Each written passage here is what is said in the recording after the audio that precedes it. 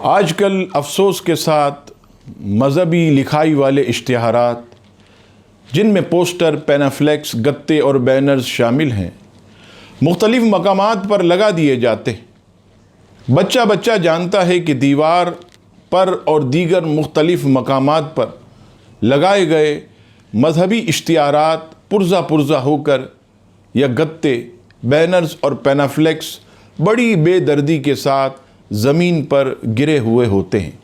یاد رہے، جو لوگ مقدس تحریروں کا احترام نہیں کرتے وہ دونوں جہاں میں نقصان اٹھاتے ہیں۔ ہاں، اگر پینافلیکس، بینرز، پوسٹر اور گتے لگانے ہی ہیں تو پھر خود ہی اتارنے کا بھی اہتمام بھی کریں۔ اگر ہر لگانے والے نے اس ذمہ داری کو نبھانا شروع کر دیا پھر کوئی مذہبی اشتہارات بے ادبی کا شکار نہیں ہوگا۔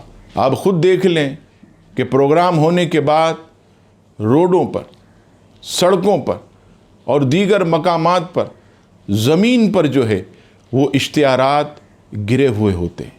اگر ہم جشن عید میلاد النبی صلی اللہ تعالی علیہ وسلم کے بعد ایم اے جناح روڈ پر جائیں تو سائن بورڈ، درود و سلام والے اشتہارات وہ زمین پر معاذ اللہ اوندھے پڑے ہوتے۔ یہ سب بے ادبی ہے۔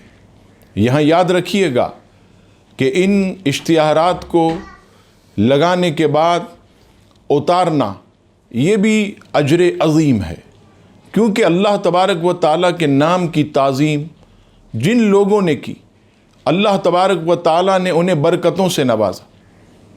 حضرت بشر حافی نے زمین سے بسم اللہ الرحمن الرحیم اٹھا کر خوشبو لگا کر اسے بلندی پر رکھا۔ اللہ تبارک و تعالیٰ نے انہیں بلندی عطا فرمائی۔ ایسے کئی واقعات آپ کو جو ہے کتابوں میں ملیں گے کہ اللہ تبارک و تعالیٰ نے مذہبی تحریروں کا احترام کرنے والوں کو کس قدر جو ہے عزت و شان سے نوازا۔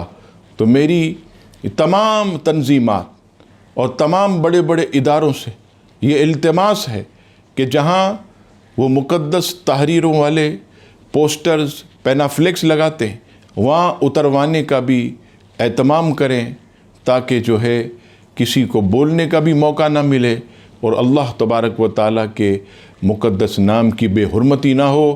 رب کریم ہم سب کو ان چیزوں کو سمجھنے کی توفیق عطا فرمائے، آمین۔